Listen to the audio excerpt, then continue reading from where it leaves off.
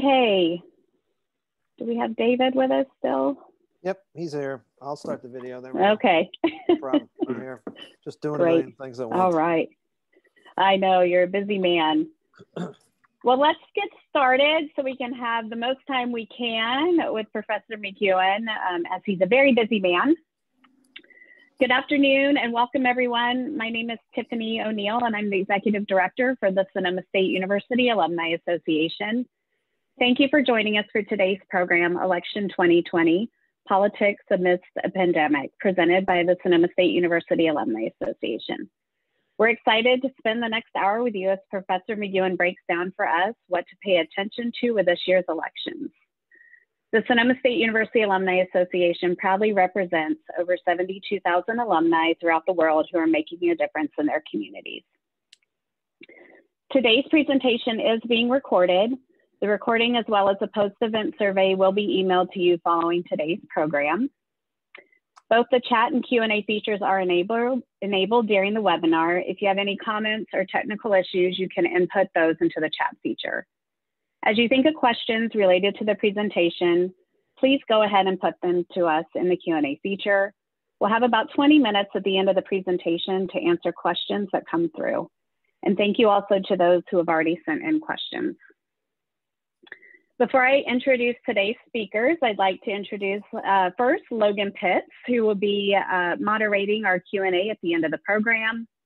Logan currently serves as a senior field representative for State Senator Bill Dodd, covering Sonoma County, and first began working for the state legislature in 2009. He is a proud graduate of Santa Rosa Junior College and Sonoma State University, where he earned degrees in political science, and is a member of the Sonoma State University Alumni Association Board of Directors. Thanks, and Tiffany. then I have thanks Logan for joining us. And then I also have the honor of introducing our speaker, David McCuan.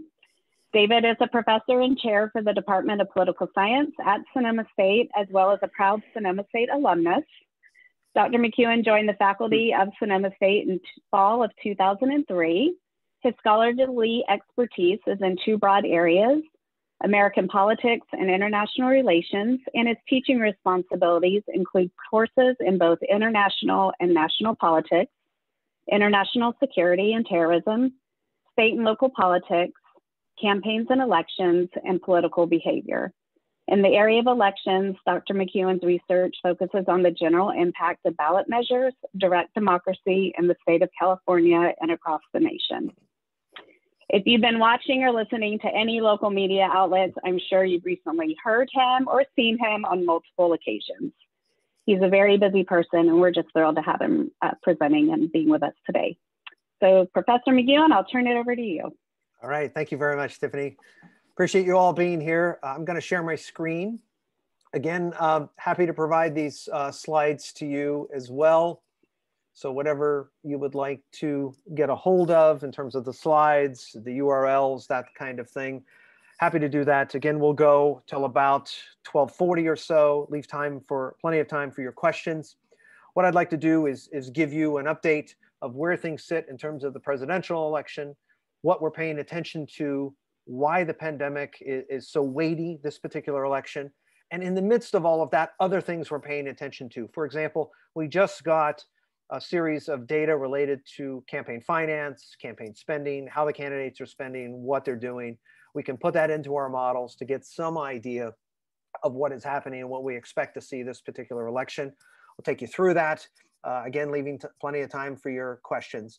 But really, we're 11 days out, less than 264 days. There are two weights that are going on here. One of those is COVID, the impact of the pandemic. Think of that as including the recession. Think of that as including protest politics.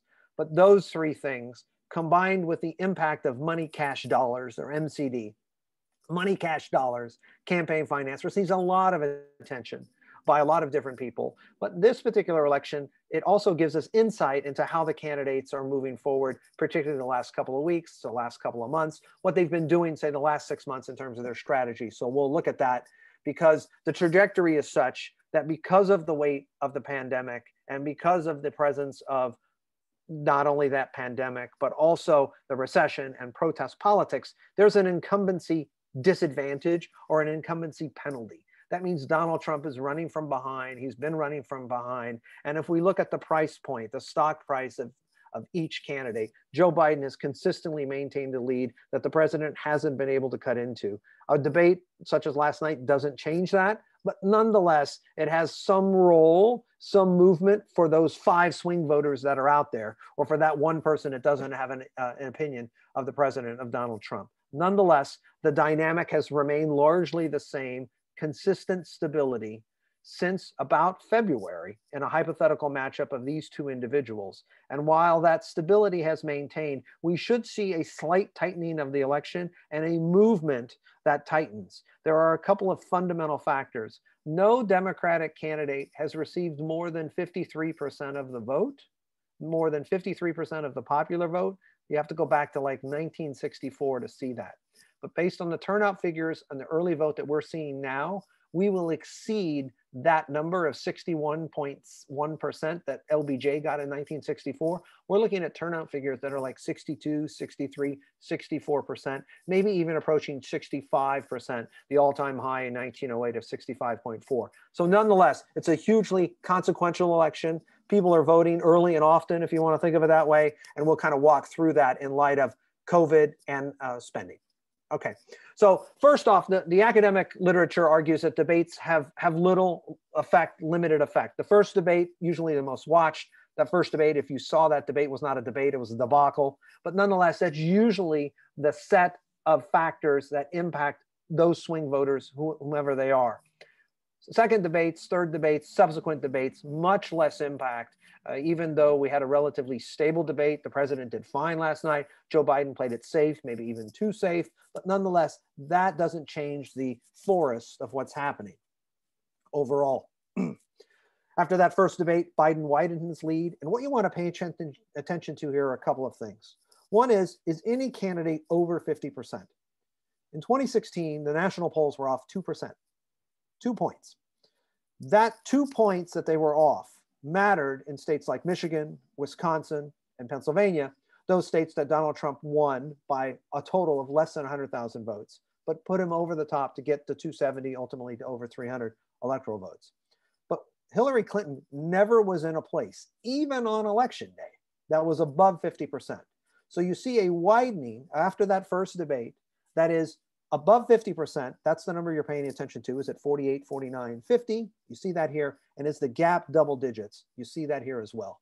So that says that we should see a tightening, but that's because this might have been the low watermark in some ways for the head-to-head matchup during the campaign as voters were paying attention after that first debate. But think about the last 3 weeks since that time. You had that debate or that debacle. A few days later, the president comes out, he's COVID-19 positive, along with the first lady. He goes to Walter Reed. A few days after that, he's cured. He's maybe immune. He's not going to let COVID dominate our lives. A few days after that, you get the vice presidential debate. The next day after that, you get the plot against Gretchen Whitmer to kidnap and kill the Michigan governor. And then you get the president returning to the campaign trail and then dueling town halls, all setting up last night's debate. The point here is that the last 3 weeks have been at best uneven, at best uncertain. That all works against the incumbent. And during that time, look what's happened. More deaths, more confirmed cases of coronavirus, a march on, regardless of where you get the data. Sonoma County, for example, still on that list, still not in a place to reopen, but the presence or weight of COVID is huge and upsets all else. Even last night, yesterday, a record-setting number of cases in the United States, topping the previous record in July. Another wave, perhaps, but nonetheless, a record-breaking daily tally, now wherever nearly 1 in every 1,000 Americans has tested positive. That's a tremendous weight on the incumbent. It's not Donald Trump, it's not Barack Obama, it's not who's in the office, it's just the incumbent. When you add in the personality of who is there, that becomes a double whammy, and that's what we start to see. So the wind is at the back of Joe Biden and in the face of the president of the United States because of this pandemic. Here's, for example, what we see. Republicans see approval of the president based upon his handling of the coronavirus at highs that we have seen consistently there. That's the red line at the top. Democrats see a completely different world. That's at the bottom, okay, and that blue line where they disapprove of the president's handling of the pandemic. What we're particularly paying attention to is that purple line, those purple people, those independent voters. And those independent voters, their disapproval of how the president has handled this particular pandemic, that's the big part. It's that, what is happening amongst the purple people, those independents, that matters in terms of this wind at the face of the incumbent.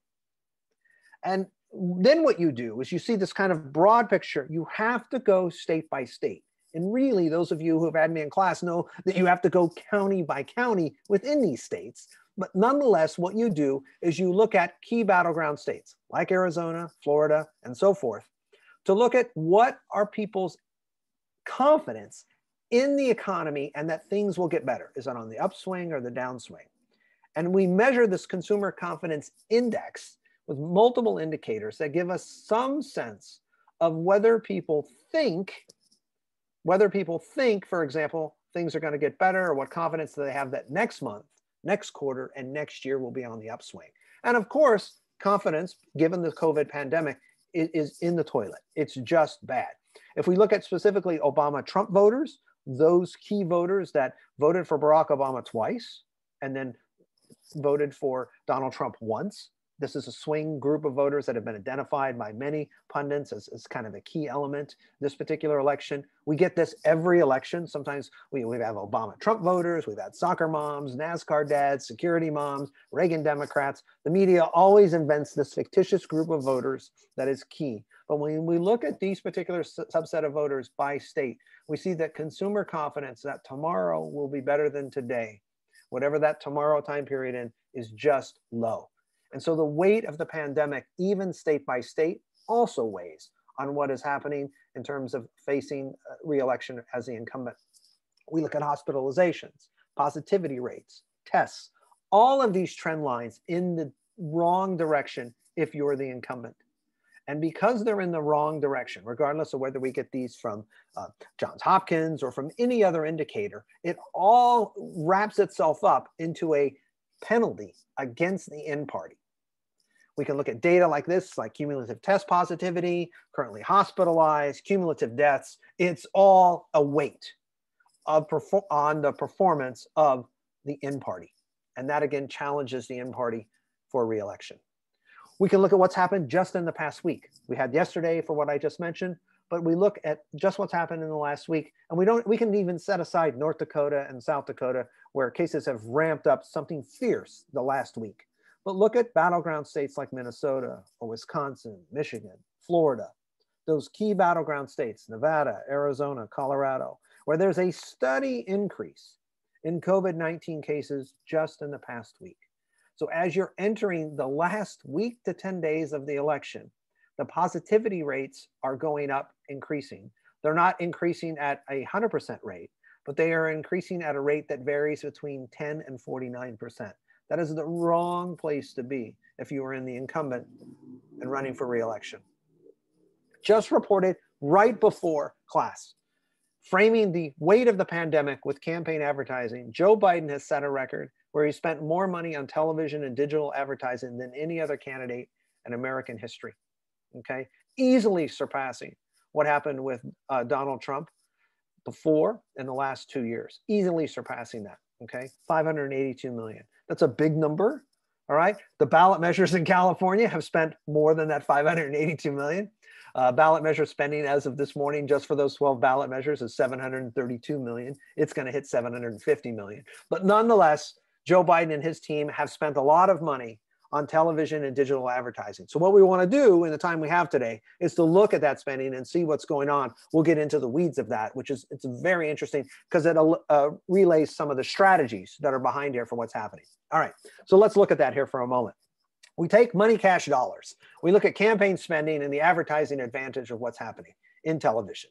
Now, television is composed of two components, cable television and broadcast, and digital advertising is comprised of how we measure it by Facebook and Google. You might quibble with those, but those are the two principal ways that we can measure what is happening here using the Google Transparency Project and some other barometers of measurement.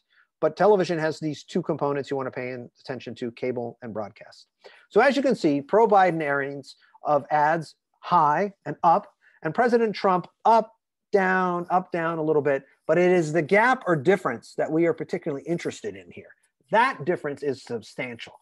The out-party candidate challenging the incumbent is spending and airing ads at a much higher rate than anything we saw previously, and certainly anything, this is a bigger gap than we saw in 2016 as well. And then let's look at it in those key battleground states. President Trump, to get the 270 electoral votes, what is required to win the presidency of the United States, he has to win Florida. If he doesn't win Florida, the odds of him winning and getting to 270 plummet to less than 5%. They go to like 3.5%, 3.25% if he doesn't win Florida. Joe Biden has to win Pennsylvania, but not with the same weight. But if we look at this state by state and we say, what is going on in some of these key battleground states like Michigan, Wisconsin, Pennsylvania, and Florida? And just to juxtapose this, box A, Florida, box B, Michigan, C is Pennsylvania, D is Wisconsin. Some of you out there will remember A, B, C, D. In box A, Florida is more Republican than not the last year, and Wisconsin is more Republican than not. Pennsylvania and Michigan are pure, straight toss-up states. So we have a trend that's leveling off in Pennsylvania, but look at what is happening in Florida in terms of ad spending by the candidate who's the incumbent and the candidate who's the challenger. Biden leveling off a little bit and Trump accelerating spending. Florida illustrates this must-win strategy for a path to 270 that Donald Trump needs. Wisconsin, Michigan, important states. For the Biden campaign, Pennsylvania is the same similarly important state, but not at the same weight as Florida is to Trump. So let's look at this in terms of what's happening online. So if we look at candidate spending by Trump versus Biden, we start to see some differences. Here's Facebook on the left, Google on the right. And you can see that Facebook spending, which is generally much cheaper than Google for presidential candidates, the president is solidifying, growing what he's doing on Facebook, Biden pulling off from that. This is data that's reported from the September 25th to September 30th, October 1st, October 2nd period. So it's a little bit lagged in that sense. I have some more up-to-date stuff you'll see here in just a second. But as you can also see for Google, Biden is drawing down as well. So what Biden has done is he's moved his strategy off of digital and onto broadcast and cable. Trump has done exactly the opposite. He's moved to contact the base via Facebook, mostly, Google, some, or more than Biden. Biden has moved off Facebook and Google at the rates and moved into broadcast and cable. Why? Because broadcast and cable are a hell of a lot more expensive, and Biden has a lot more money or resources to do so. So look at the ads that have aired. This is going since September 28th through about the 11th of October. This is from CMAG data that we get and from Kantar Media, and kind of put this into a nice little table. And as you can see, look at the number of airings of ads by Joe Biden in the 28th to the 11th period, 9/28 to 10/11, almost 80,500 ads. Estimated spending back to April of 222 million compared to the incumbents, 161 million. Remember, Trump didn't spend as much money in 2016, and he still won. I have a graphic that kind of shows that in the ether in terms of the difference overall. But this is a substantial difference between the two candidates. Estimated spending just in that period of time of 56 million versus 32 million. 32,000 versus 80,000 ads. That's a huge difference, showing you the momentum that Joe Biden has as the challenger and the weight of COVID.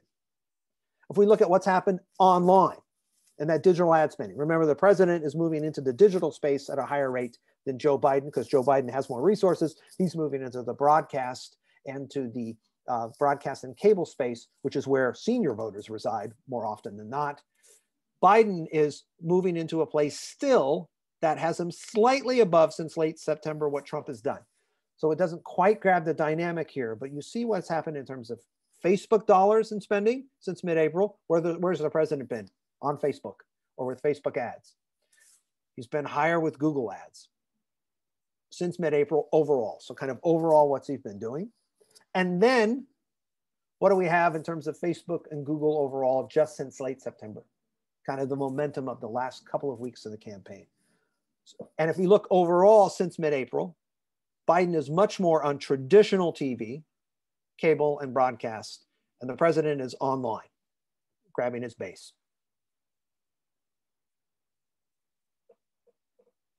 And where are they spending money at? Remember, Florida's key for Trump. Biden's key is Pennsylvania.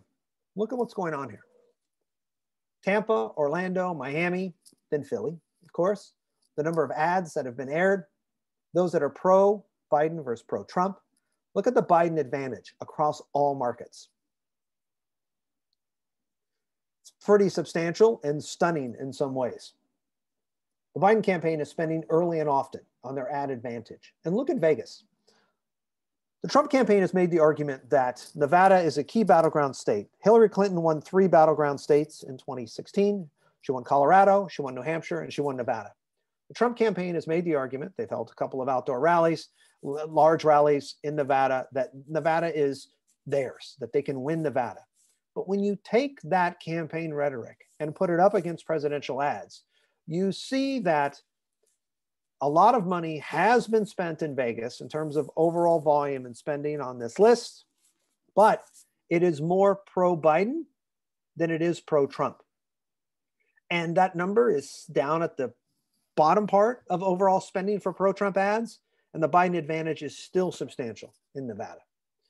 The reason you want to pay attention to this is the most precious resource a candidate has the last 10 or 12 days out, the last 7 days out, the most precious resource is the resource of time. Where do they spend their time? Put your ads up in different markets, and you can micro segment. You can go online and you can do it on broadcast and cable.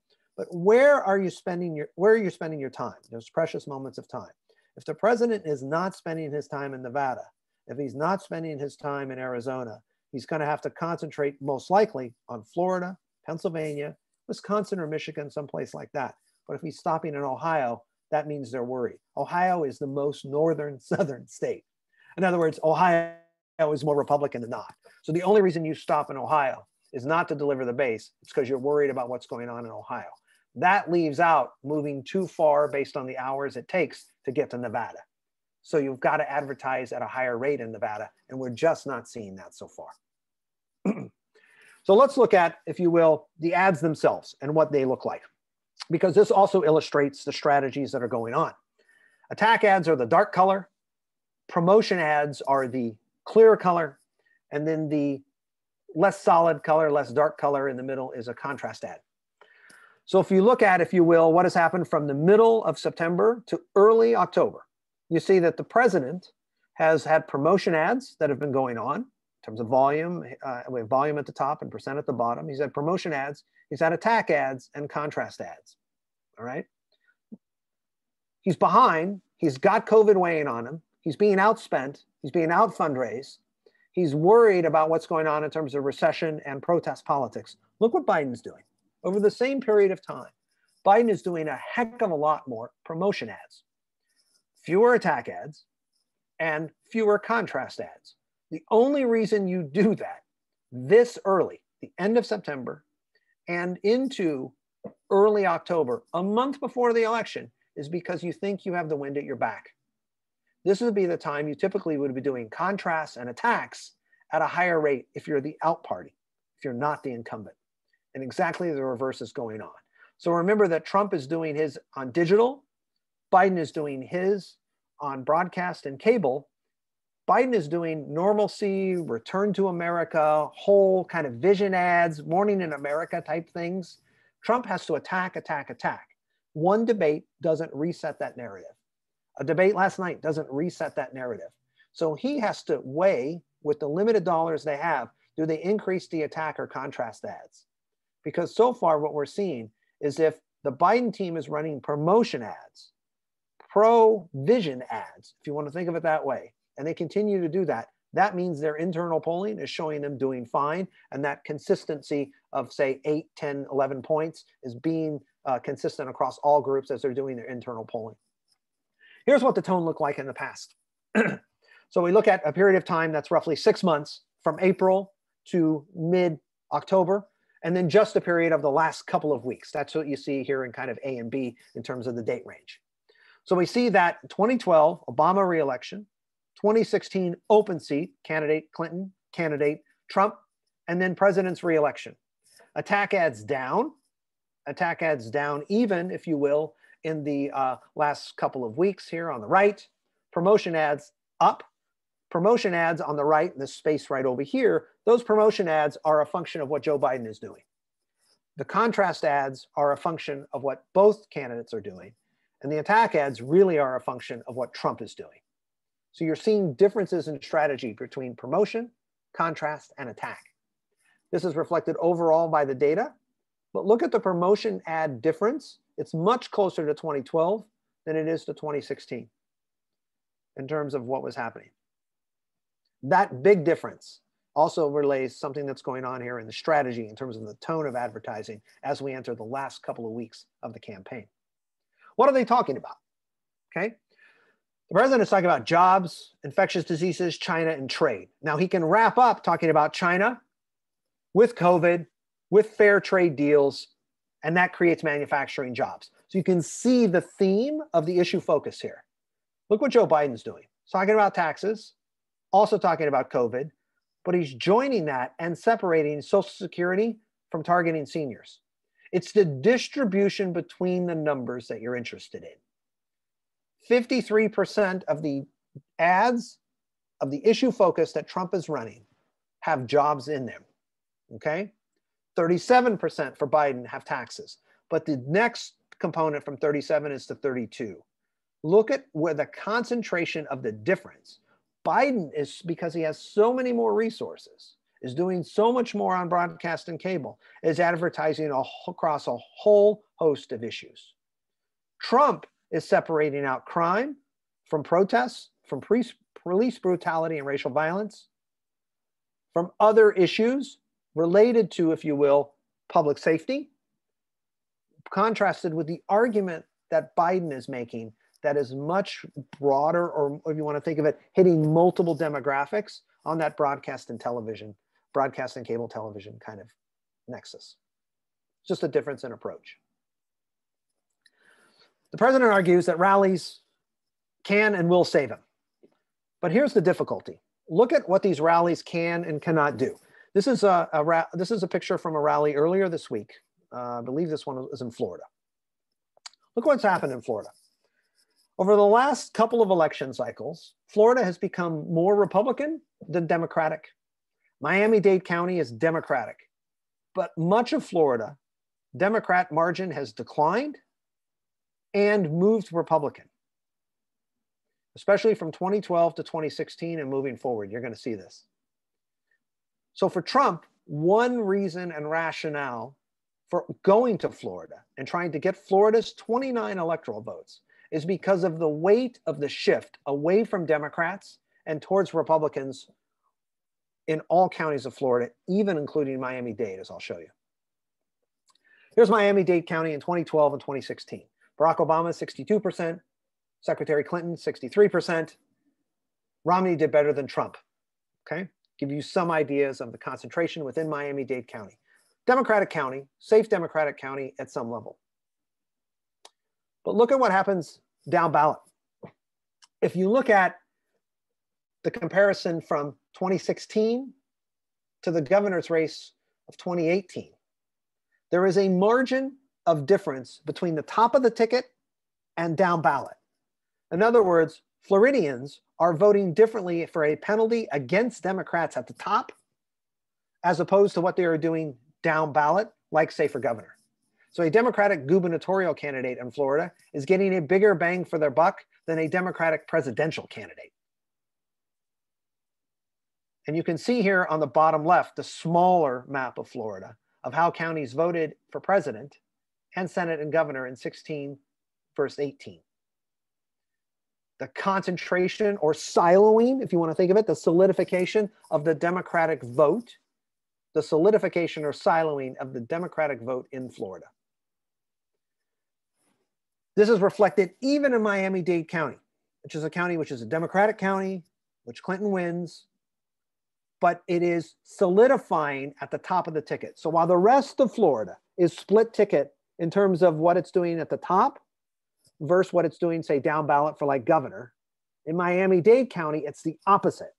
It is the solidification of the Democratic candidate running for president at the top and a sloughing off or siloing off or falling off of a lesser candidate down ballot.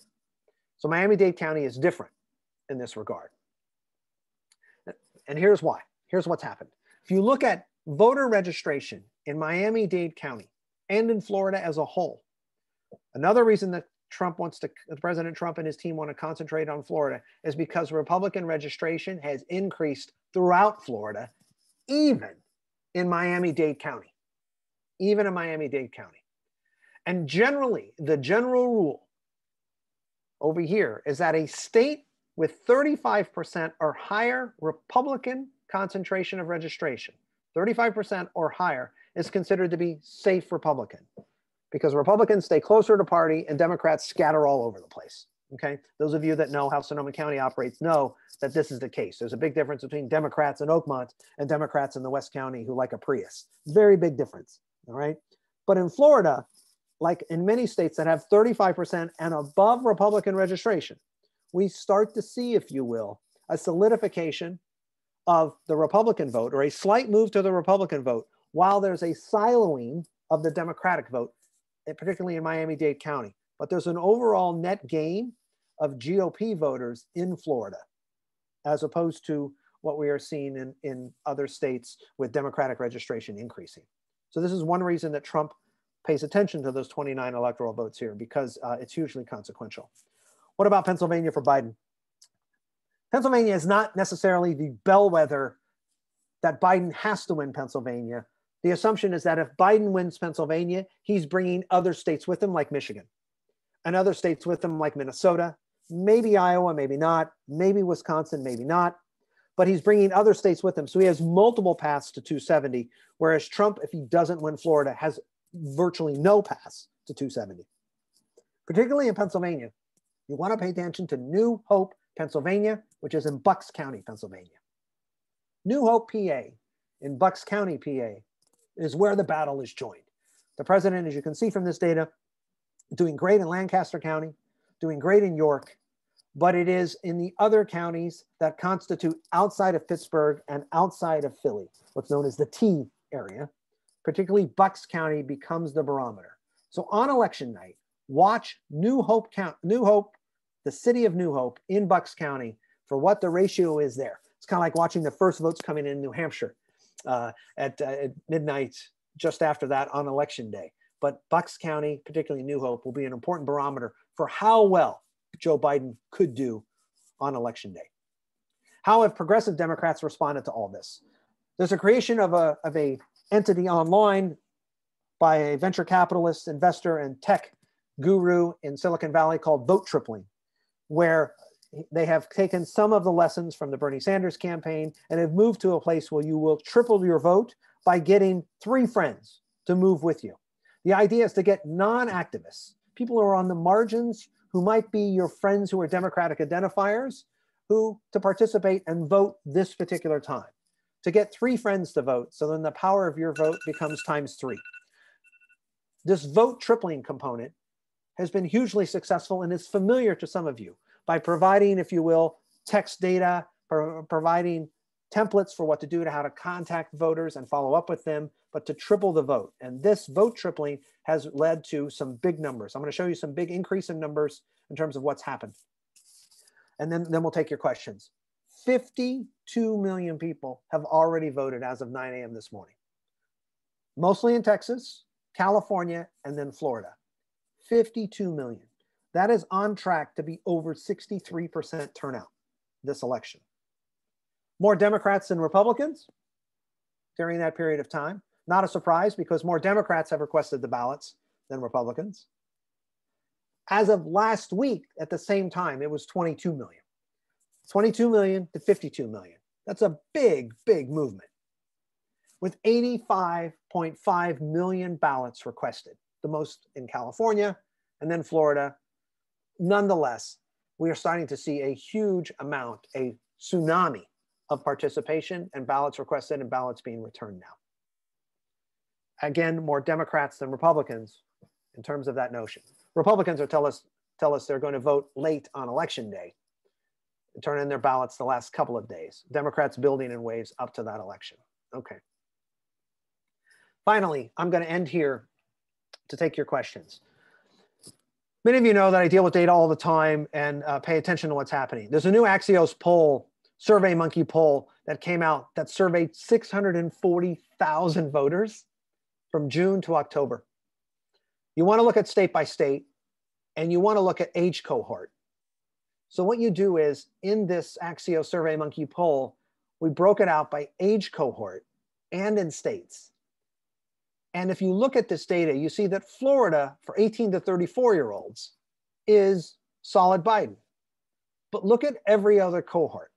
There are more voters, 35 to 44 in Florida, 45 to 54, 55 to 64, and 65 plus. Florida is more Republican than not. It's still a swing state, but it's a swing state that leans Trump solidly, combined with those party registration. So it makes sense for their campaign to pay close attention to Florida. Look at Pennsylvania, that other state I mentioned. Pennsylvania with young people, solid Biden. Toss up for 35, slightly Republican for 45, slightly Republican at 55, and then at 65 and older, leans Biden. Lots of voters at 65 plus. Pennsylvania, that senior vote, and those suburban female voters living in Bucks County, the key as an indicator or barometer for how Joe Biden does on election night as opposed to how Donald Trump does. This survey is a huge data set, rich in terms of telling us what's going on. We're not so much interested in kind of these blue-purple states or these deeply red states. We're interested in the states that turn color and what is happening, to give us some indication of swing states as to whether or not they're really leaning one way or another. Is Arizona really fundamentally a swing state? And Arizona looks a lot like Pennsylvania in terms of the colors that are indicated here. Just something to pay attention to. So with that, let me stop. I've got a lot more, can always talk a lot more, but let me take your questions. Logan, I'm gonna stop my screen share and turn it over to you so that we get some questions. That works. Thanks, Dave. Wow, that was impressive. I consume a lot of political news and I just learned a lot. So thank you. And I just want to share an anecdote that really fits with a lot of your last few slides. I was doing a phone bank yesterday and I called a young woman in Pennsylvania who said she's going to vote early tomorrow. She hadn't gotten her ballot yet. She seemed confused. And I was able, through the software that they have, to tell her an early vote location right down the street.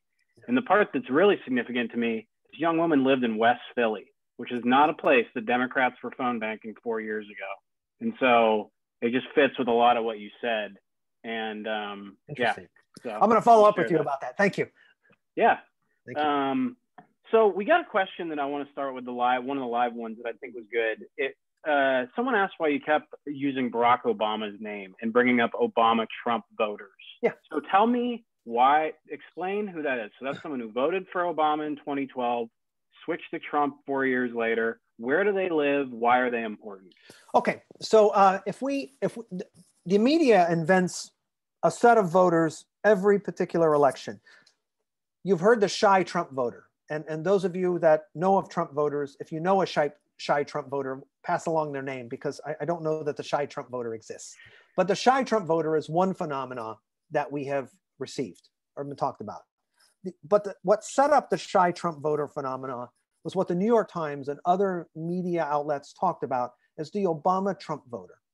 Trump wins 200 counties in 2016 that went for Hillary Clinton, went for Barack Obama in 12 and in 8.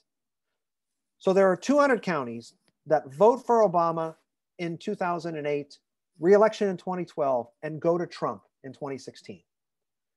In that group of counties, there are a series of voters who voted for Barack Obama for president in 2008, who voted for Barack Obama's reelection in 2012 and then voted for Donald Trump in 2016. What the heck do Obama-Trump voters have, or Obama voters have in concert or in common with Trump voters? Because when we go back and look at the exit polls, we have CNN exit polls, NORC exit polls, over 25,000 of these polls from 2016. These voters are interested in change. And Secretary Clinton represented Barack Obama 3.0. They didn't represent change. They didn't think Trump as a candidate had the temperament to be president. They didn't think he had the qualifications she had to be president, but they were interested in change. They vote for change in 2008. They vote for the continuation of change, whatever that means, in 12, and then they switch. These voters are particularly suburban, some college, 3.5 years, more urban, suburban, more ethnic, younger. They're the emerging voter, the voter subset I call the RAY, the rising American electorate. Some pollsters have also identified the RAY. This RAY is a huge demographic in 2024 and moving forward. They're a part of the pivot election in 2000. So these Obama-Trump voters are nominally working class, some college, and college completion, and not in a full career. They're your Uber driver who graduates and can't get a job, and in some ways similar to someone who was left behind from the Great Recession in 2009, 2010. They're in that same component. So they're voting for change. And that particular voter subset was huge in delivering Trump just a little bit in some of those key battleground states. Yeah. We don't know that the Obama, this is what the Lincoln Project is going after, the Obama-Trump voter. Some of you are familiar with the Lincoln Project. They're going after that voter subset. We don't know that that's a real phenomenon, but these are identity politics voters. These are voters who are really upset that the best America is behind them and not ahead of them. Yeah. And so maybe that's why you see the incumbent president still sort of running as that challenger, as you saw last night, where he's talking about Joe Biden being in office so long. And 47 years or whatever. Yeah. Yeah. That'll be interesting to see if he can win with that message again. So we had a question that was a little scary, but I think people are thinking about it. Someone asked, how close are we to losing our democracy? But I want to pair that with a question in the Q&A, which is about the Supreme Court intervening in a battleground state. So talk us through that a little bit, the mechanics of how that could happen. Sure. And then maybe what do you think is going to happen to our country if it gets to that point? Okay, while I'm talking about that, I'm going to bring up, I'm going to share a screen grab of something to show you in just a second as I answer this. All right, so as you think about what happens in the election, that is, as we move closer and closer, and whether the court has a role, there are certain components to the election that have to occur. Okay, hold on one second. I'm going to share the screen to show you this. Bear with me. I'm going to show you two slides. Okay, so the Constitution has this component to it, right? Section 1, there's 2 steps: general election and electoral college process. Notice that each state shall appoint in a manner as the legislature thereof may direct a number of electors. Okay, this is the creation and appointment of the electoral college. And then there's a deadline that Congress establishes relative to this. What does that deadline look like? Look at this. The election happens November 3rd.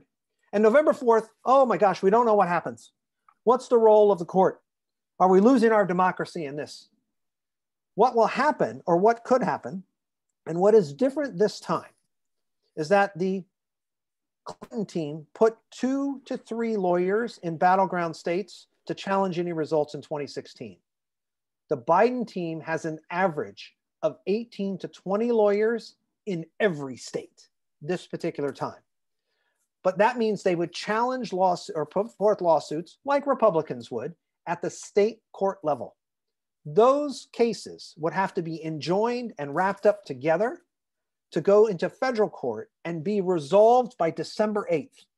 Most states have to certify their election results in 30 days. Not all states have that provision, but most states do. So from November 4th to December 4th, you've got to certify your results. You've got to run through some legal battles at the state level. Anything that's left has to be enjoined and put forth and put together and wrapped up by, say, December 6th, 7th, so that by December 8th, all election disputes are resolved. because there are certain deadlines dedicated in the Constitution and the Electoral College process, like December 14th, when the electors meet to cast their ballot, and January 20th. And it's only a recent Supreme Court case decided in May of this year, where the electors of the Electoral College who are pledged to vote according to their state, they have to vote or are required to do that in a recent case. So I think what this question raises is, are we close to losing our democracy? No, institutions are strong. But the deadlines I've just shown you to wrap up everything from November 4th to say by December 4th and resolve any outstanding suits by December 8th, that's a pretty ambitious damn timeline, because what's in there? Veterans Day, Thanksgiving, that's a pretty ambitious timeline. And that could lead to some problems for what this looks like. But our models show us that the Biden team is headed for a wave of somewhere between 298, 300 to 308 electoral votes. It was about 10 votes higher than that until recently. But the data is showing us a pretty comfortable, strong Biden win. And that would, if Biden wins the Electoral College by less than 300 votes, I think that gives cause and rise of lawsuits. If it's above 298, 300, if it's at the 305, 308 to 320 range, it doesn't matter in that sense. Okay. So we got time for a few more questions, but I just want to, folks, we have our social media channels in the Q&A. We'd love for you to follow us, Sonoma State alumni. So please click on those on your favorite platform. Also, I want to give a quick plug. We have two elected officials joining us today. We have our outstanding registrar of voters, Diva Marie Proto. We all need to send our love and well wishes to Diva for this election. She's doing a great job. She's probably my favorite elected official, and don't tell my boss that. So, and then we also have a great one, Jake McKenzie from the Roanoke Park City Council. So thanks, Jake and Diva, for joining us. And so some other questions that we've got, let's talk about turnout. We're seeing record turnout, Dave. And someone's asking about the turnout of younger voters. This is always a big question that I get.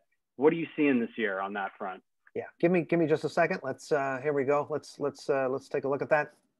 Okay, so I showed you this graphic here of what we have from the Axios SurveyMonkey survey, and let's notice that this is a problem in political science and in polling. Notice that we treat younger voters as 18 to 34. So some of you, I'm still in that. I'm just on the edge, though. There you go.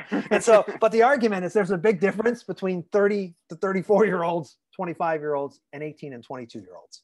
Yep. And our measurement of young people is problematic. And I'm just going to say we do that whether we're at Sonoma State measuring this, San Francisco State, or Harvard. It doesn't matter. And it's a poor treatment. We should be smarter about this. Nonetheless, we see some things that matter. Under 35 voters embraced Trump over Biden in only a few states, 5 states: Arkansas, Idaho, South Dakota, West Virginia, and Wyoming. Okay, these states are red states for the most part, right? They're pretty red. And if Trump loses, his path to re-election depends a lot on younger people staying home, which is not what we're seeing at all. We're seeing younger people vote, and there's a lot of social pressure on that. Here's a poll that's a corollary to that one. Take these two categories of definitely and probably, add those together, 25 and 36, right? That number is, anyone? 61, okay? So if you know someone who does not vote, will you call them out on it? And younger people are like, yeah, I'm gonna call you out on it. And I will. Yeah, people will. So there is an element where people are calling each other out for not voting. And I'll give you a corollary. Last night, I teach a large American politics, intro to American politics course. That course has 90 people. 89 were in it last night. Of those, 70 something, 71, 72, 73 had already voted this particular election, shaming the others that were in there who had not voted yet, even if they were registered to vote, and we're going to be honest that they were registered or not. So we are seeing a bump up. We saw a bump up as well in 2018 in the midterm. But the question is that sustained? Young people don't tend to vote at high rates, but they are voting at higher rates this election in the midterm, and we think that that will matter. That probably costs Republicans. And so the broader question for many people is, I think here, if Democrats lose, what does the Democratic Party look like after this election? Our models are showing the Republican Party look like losing. What does the post-Trump Republican Party look like? That's a fascinating question, I think, moving forward. Yeah. Of course, voting is getting cool, right, as I'm no longer young enough to be cool. But so on the other end of that spectrum, someone's asking about, in states like Florida and Arizona, you're seeing seniors moving away from Trump towards Biden. Trump is at the Villages today, giant retirement complex in South Florida.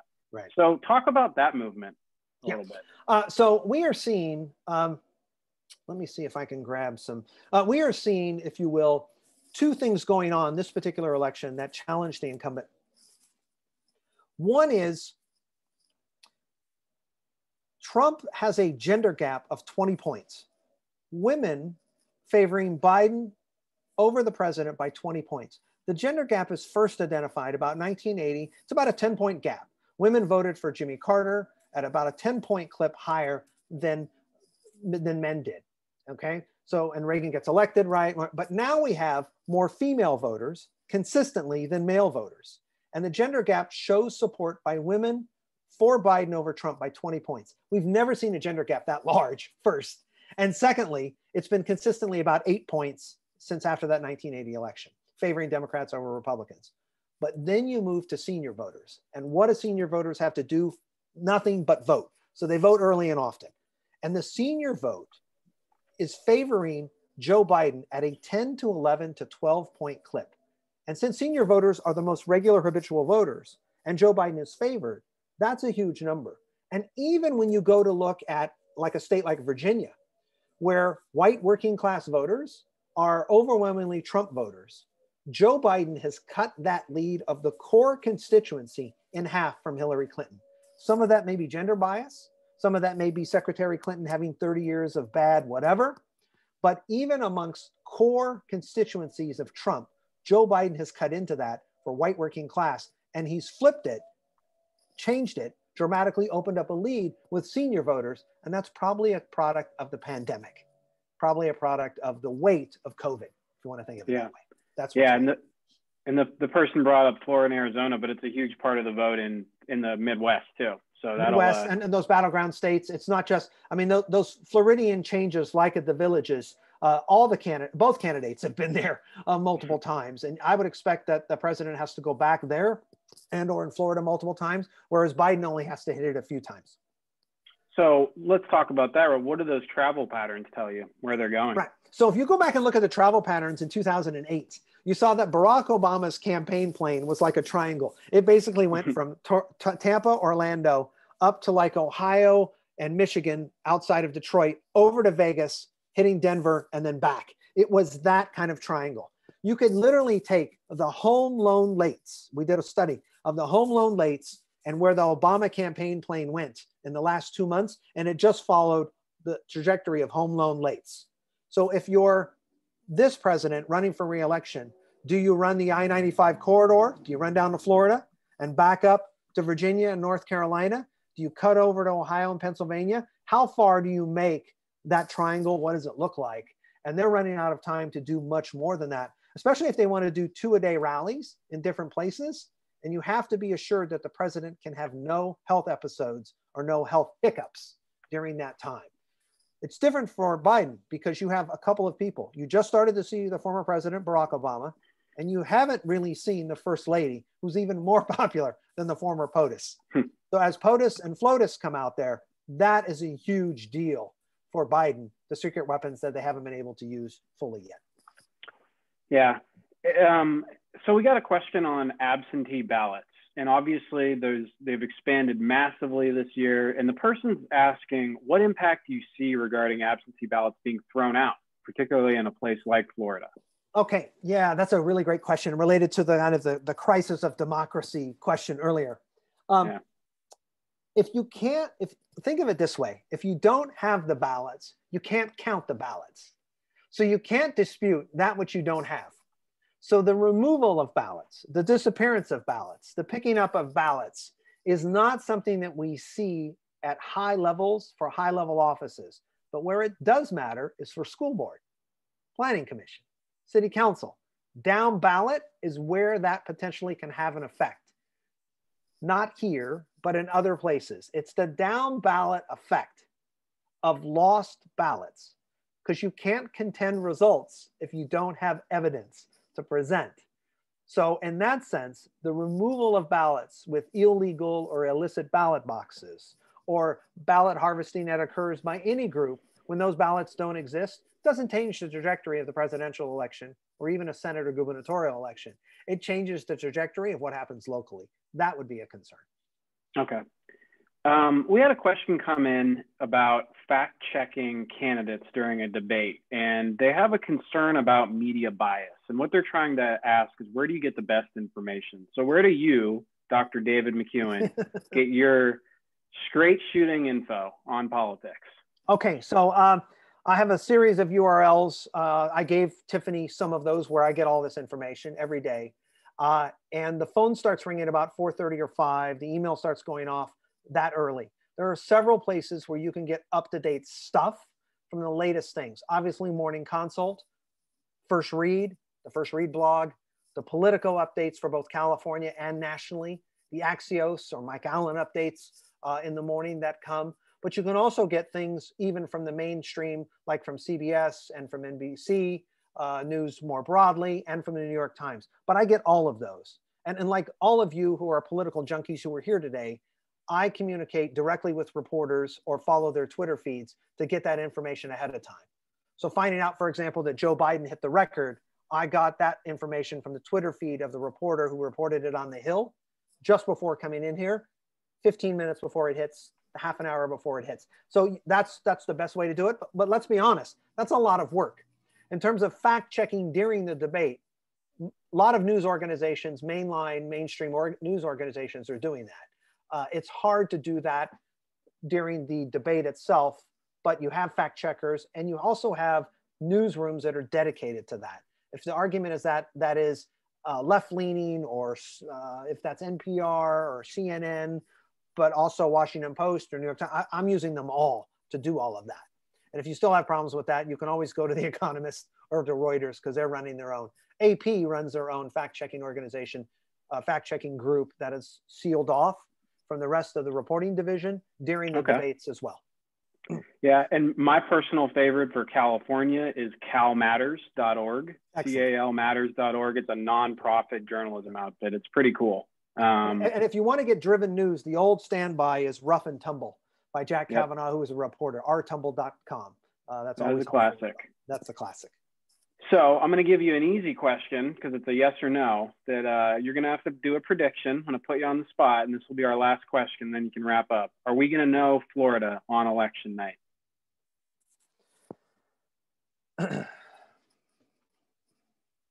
That's a no. I see you're going towards no. I'm not sure. Okay. I think that's a great question. Florida, it looks like this election, it all comes down to Florida. We've all lived that before. You know that before. I'm not sure that we know that on election night. And that's because the registration, counting, the balloting process in Florida is dramatically different across counties, and only a few counties matter. And I'm not confident that we know that.